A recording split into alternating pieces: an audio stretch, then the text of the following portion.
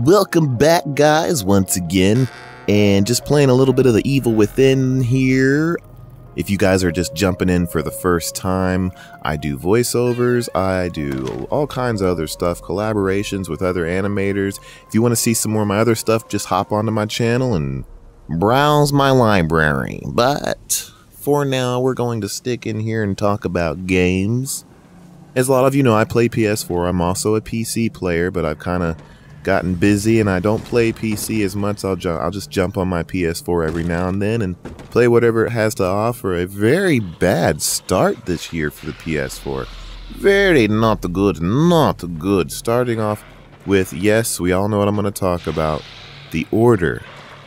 A game that was on everybody's wish list until about a week before it came out.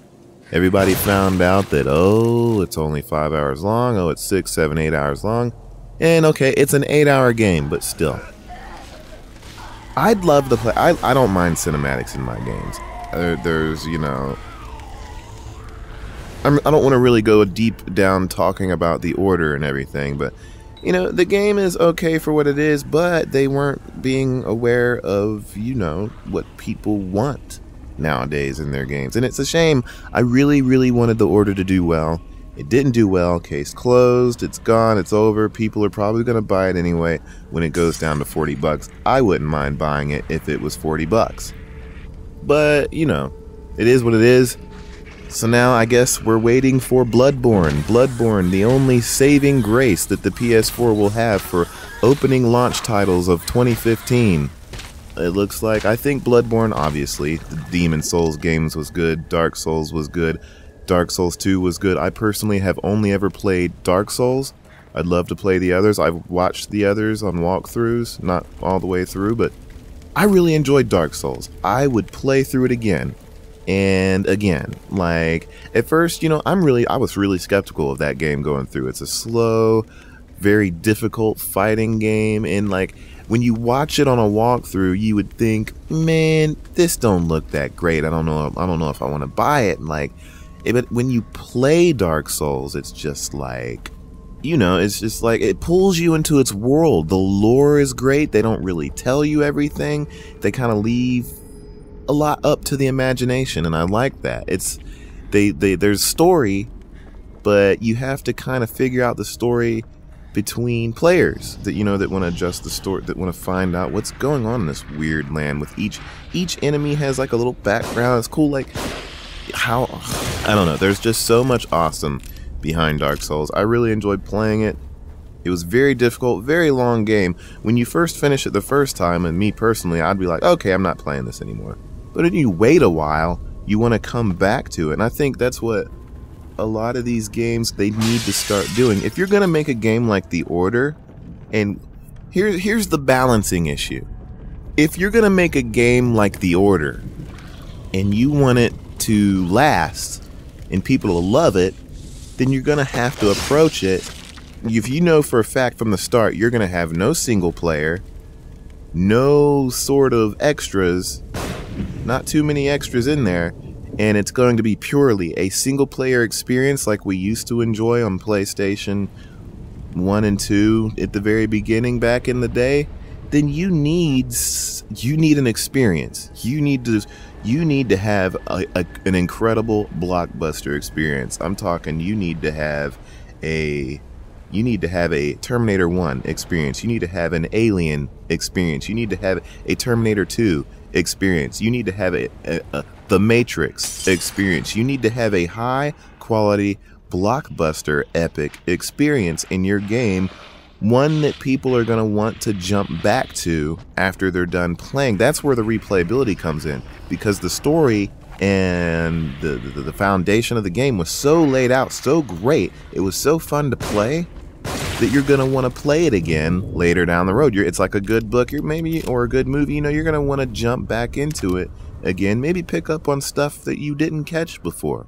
You're going to have to lay those kinds of foundations into the game to make people to want to come back to it again and again and again, even though it's just a single player experience. But, you know, and we're going to push that aside right now, and I'm going to jump over to a different topic.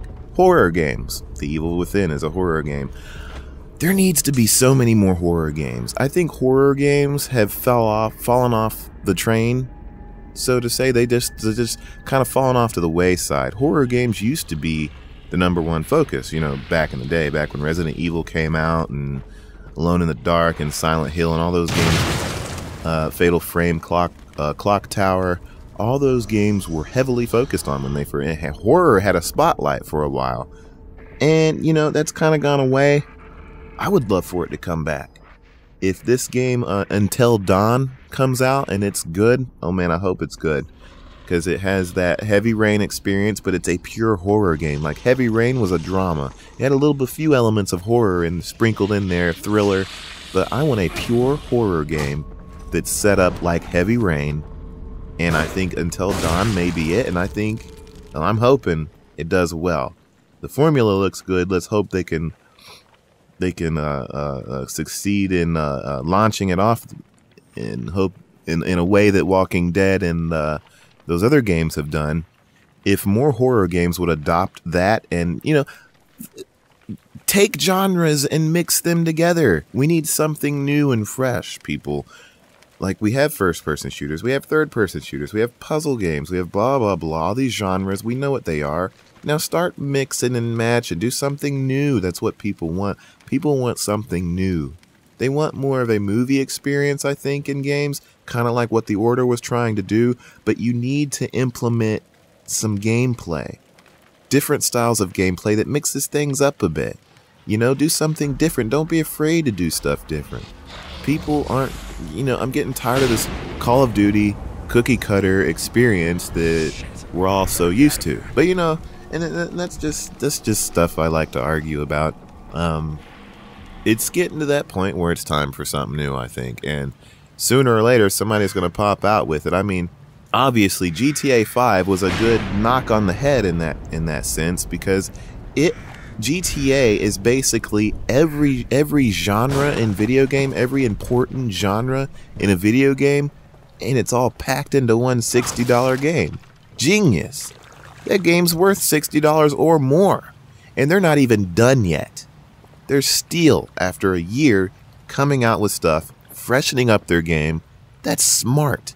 That's marketing. That's business. And it's for the players. They're keeping everybody happy, and that's the direction. These developers, they need to ante up. It's time for something new. Let's get on with it, man. Let's do it. Okay, now. And that's just my thoughts on it. So I'm going to close out right there. And remember, guys, follow me, subscribe to me, like the video. Go ahead and look over my other videos. I'm a voice actor. I do also sound design. So feel free to browse through my stuff. Share it, man. This gaming corner thing, it's sort of a side thing I like to do. Every once in a while when I have the time, I like to talk about video games. So just to show you guys that I'm not some kind of boring lunatic that sits behind the microphone making noises all day with his mouth. That's basically what I do. But, you know, there's a human part of me somewhere in there. So, you know, follow my tube, man. Get on. Let's do it. All right, guys. Take care. Bye-bye. I'll see you next time. Have a good day, night, evening, morning, whatever it is, you know.